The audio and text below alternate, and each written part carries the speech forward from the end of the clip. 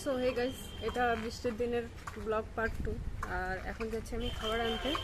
তো এই ভিডিওটা আমি আগের ভিডিওতে অ্যাড করিনি, বিকজ অনেকটাই বড় হয়ে যাচ্ছে।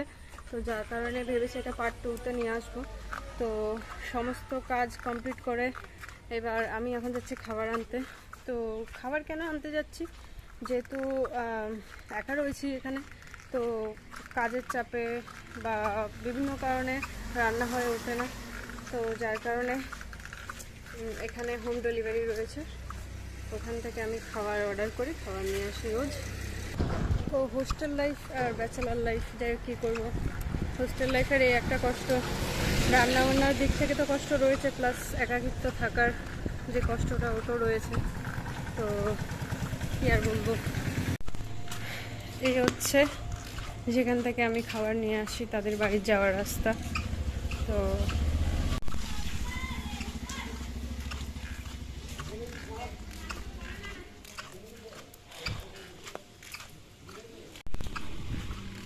এই হচ্ছে খাবার। তো আজকে খাবারের প্যাকটা খুব একটা ভালো হয়নি, তো উনি বললো যে বৃষ্টি হয়েছে আর আনতে পারিনি। তো ভালো দিই কী হবে, খাবারই, বাট এই হচ্ছে আমার খাবার।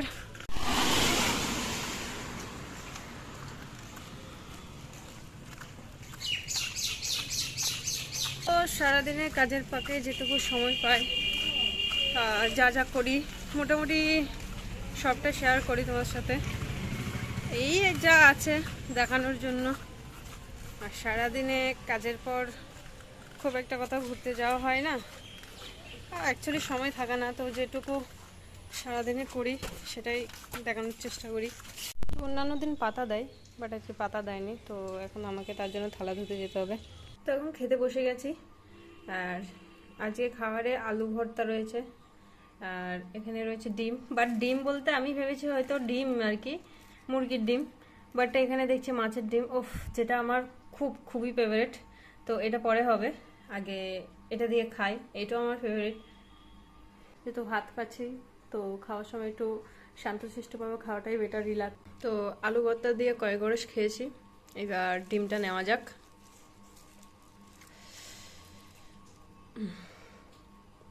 ও সরি, এটা ডিম, দেখে মনে হচ্ছে মাছের ডিম ছিল, অ্যাকচুয়ালি আমি সেদ্ধ ডিম ভেবেছি।